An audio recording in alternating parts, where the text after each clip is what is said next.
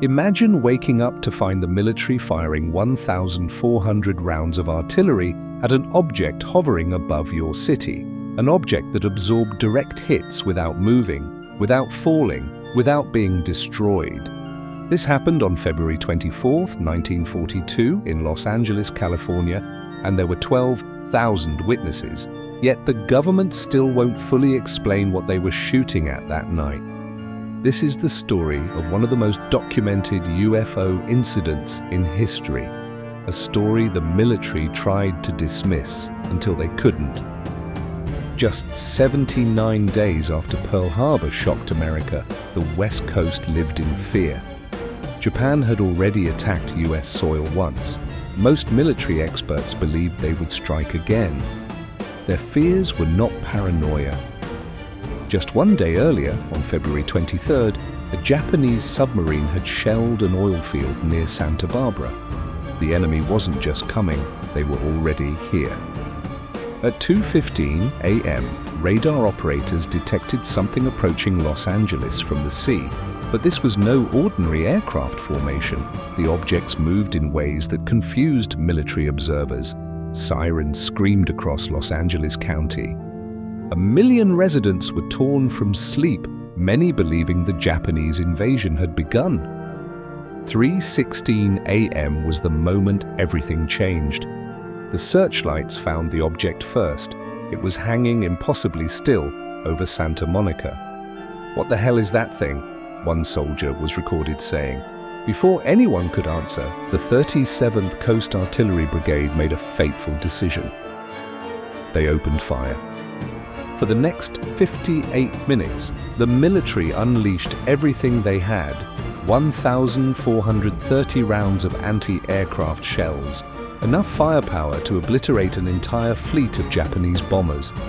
12,000 witnesses looked on as history unfolded above them.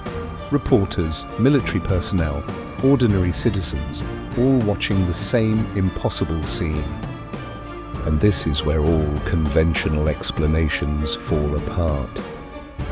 The object took direct hits, multiple direct hits, and nothing happened. The official military report, declassified years later, stated the aircraft was struck by direct anti-aircraft fire with no apparent effect. Let that sink in. The United States military officially documented that their weapons were ineffective against whatever was in the sky that night. In 1942, what known aircraft could absorb such punishment? Japanese technology? American experimental craft? Or something else entirely?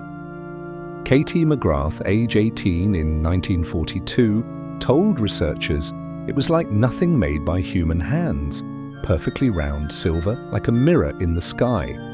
Sergeant James Davis of the Coast Artillery reported, "The object moved intelligently, almost as if toying with our defenses." Even military personnel were forced to consider the unthinkable. They were firing at something beyond conventional explanation. At 4:14 a.m., the object simply vanished. No explosion, no crash. It was just gone. The aftermath was all too real. 6 civilians dead, not from any enemy attack, but from heart attacks and car accidents in the panic. Dozens injured, substantial damage across 5 cities from American shells falling back to Earth. The next morning, the photograph appeared on front pages nationwide. Published by the Los Angeles Times, it remains one of the most compelling pieces of visual evidence in UFO history. Whatever it was substantial enough to be photographed, tracked on radar, targeted by searchlights, and witnessed by thousands. And then the cover-up began. The military classified all detailed reports about the incident. Some remained secret for over 50 years. The official stance became, the matter is closed. In the aftermath, the official explanations only deepened the mystery. Navy Secretary Frank Knox held a press conference just hours after the incident saying, the entire event was just a false alarm. There were no enemy planes over Los Angeles. The public was skeptical. Thousands had witnessed something in the sky. The photograph was there for all to see. If there was nothing there, what had the military been firing at for an hour? Secretary of War, Henry Stimson contradicted Knox completely, stating, "Unidentified aircraft were definitely over Los Angeles." The military's own leadership couldn't agree on what happened.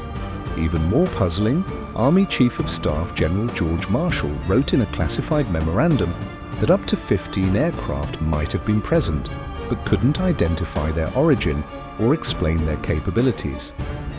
The conflicting stories raised more questions than answers. If nothing was there, why fire 1,400 rounds of anti-aircraft ammunition? If Japanese planes were there, why was there no bombing? And most disturbing, what kind of aircraft could withstand such a barrage? February 24th, 1942. A night that left us with more questions than answers. The truth remains elusive, buried in classified files and contradictory statements. What do you think happened that night? And if you enjoyed this video, like and subscribe for more. Until next time.